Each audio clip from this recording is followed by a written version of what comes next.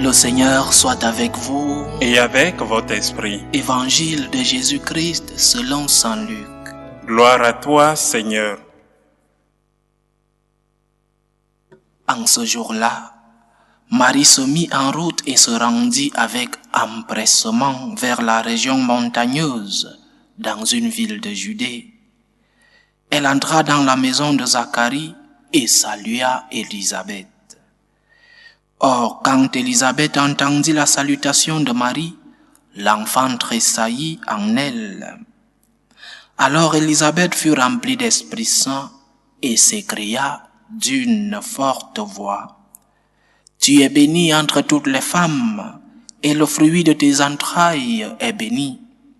D'où m'est-il donné que la mère de mon Seigneur vienne jusqu'à moi? Car lorsque tes paroles de salutation sont parvenues à mes oreilles, l'enfant a tressailli d'allégresse en moi. Heureuse celle qui a cru à l'accomplissement des paroles qui lui furent dites de la part du Seigneur.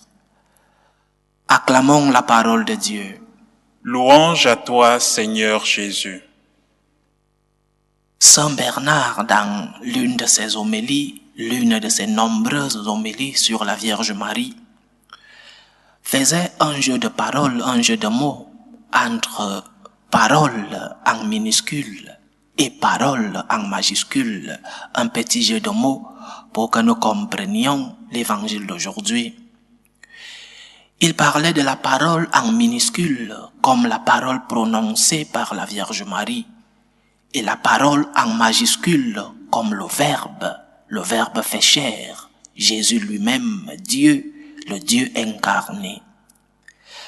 Parole en minuscule, la parole prononcée par la Vierge, et parole en majuscule, la parole elle-même, le Seigneur.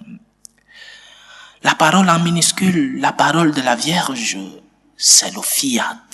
Voici la servante du Seigneur. J'ai confiance en toi, Seigneur. C'est la parole de Marie. Cette parole qui a permis l'incarnation. Cette parole qui a ouvert la porte à la parole avec majuscule.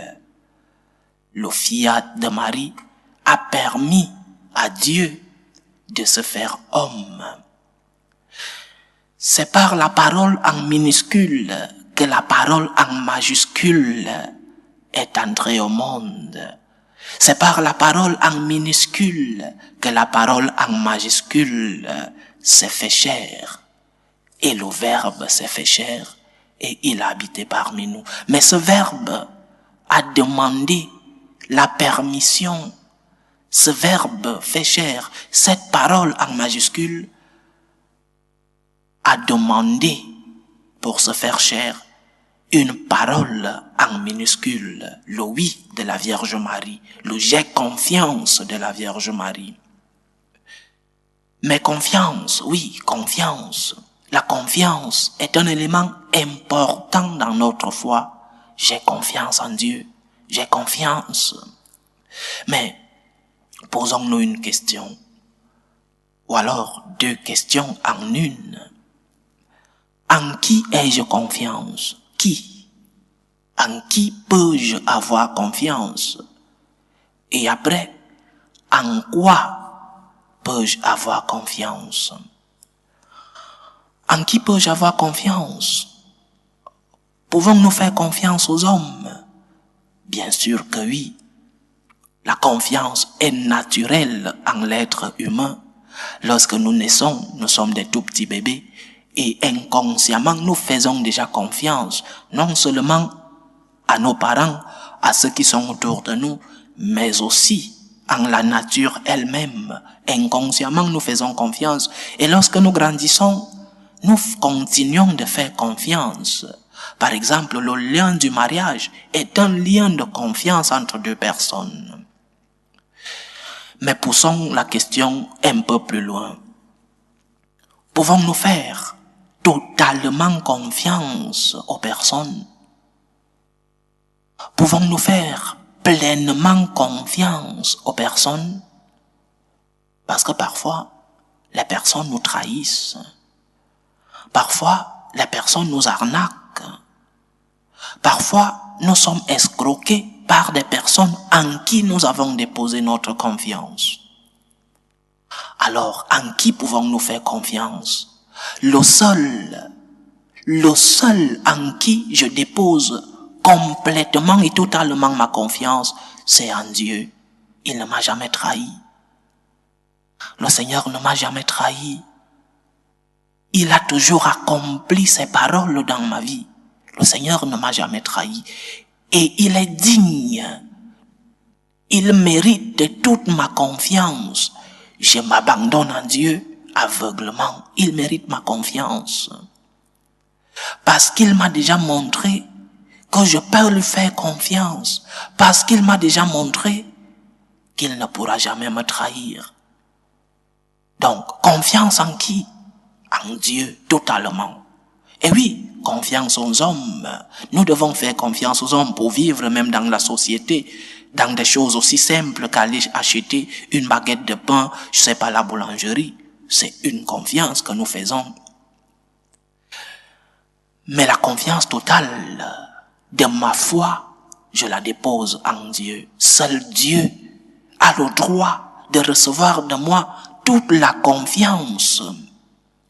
Parce que les hommes, oui, peuvent m'aider à développer ma foi.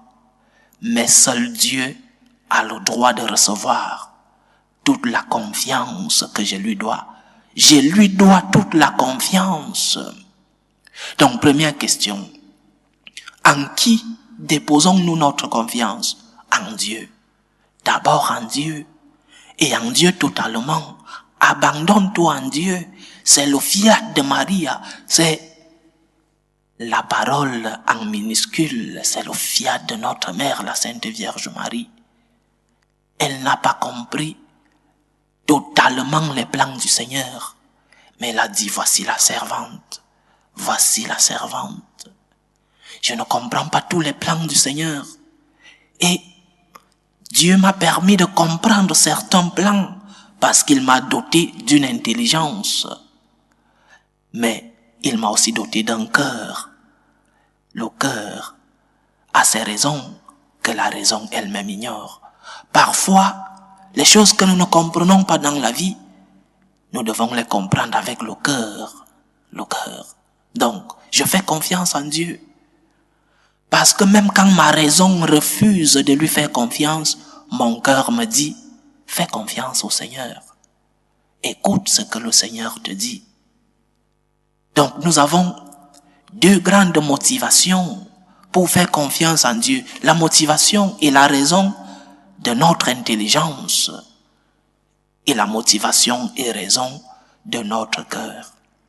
Et après, en quoi ai-je déposé ma confiance? As-tu déposé ta confiance en les hommes? En quoi as-tu déposé ta confiance? En ton travail? En ton parti politique? En ta famille? Ces choses-là peuvent aussi te trahir. Ces choses-là peuvent aussi être des sources d'arnaque. Combien de personnes, je cause avec beaucoup de personnes en paroisse surtout, mais aussi en ligne, à travers ce canal. Combien de personnes sont déçues de leur parti politique, sont déçues de leur famille, des membres de leur famille. Lorsque tu as basé ta confiance en Dieu, tu sais que Dieu ne t'abandonne pas. Et tu sais, actualité oblige, tu sais que Dieu n'abandonne pas son Église. Tu sais que l'Église est l'Église du Christ. Tu sais que l'Église est l'Église de Dieu. Et comme ta confiance est totale en Dieu, tu sais que Dieu n'abandonne pas son Église. Malgré les turbulences, malgré les épreuves, malgré les incompréhensions, Dieu n'abandonne pas son Église. Lui-même, il a dit, les portes de l'enfer ne prévaudront pas sur mon Église. Et comme j'ai confiance en Dieu, j'ai confiance en sa parole, les portes de l'enfer ne prévaudront pas contre l'Église du Christ. Que les attaques soient internes à l'église ou externes. Je sais que le Seigneur n'abandonne pas son église. Et je sais que le Seigneur a toujours accompli sa parole, non seulement dans ma vie, mais aussi dans la vie de l'église. Alors, l'église est l'église du Christ.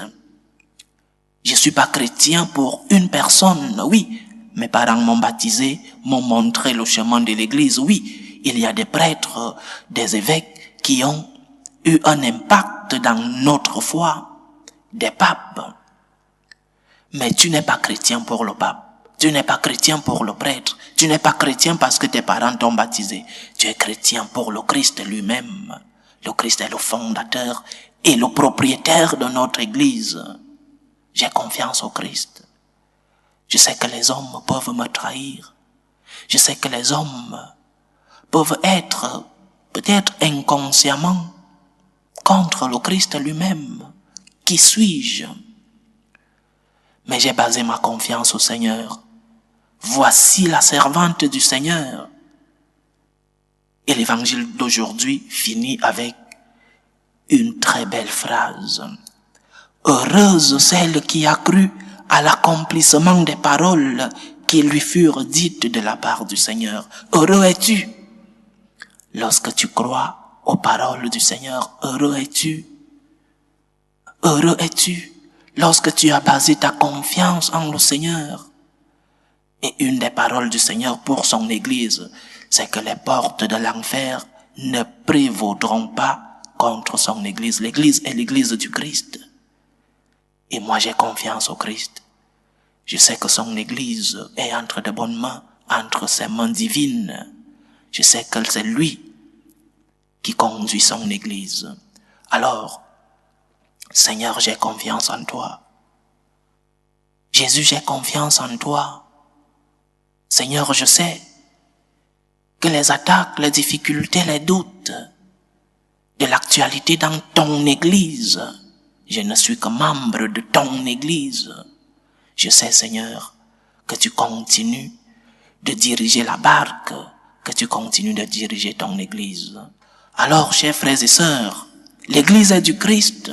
Faisons confiance au Christ. Il saura où diriger son Église. Il saura quoi faire pour que les tourmentes, les tempêtes n'emportent pas son Église. Loué soit Jésus-Christ. Amen.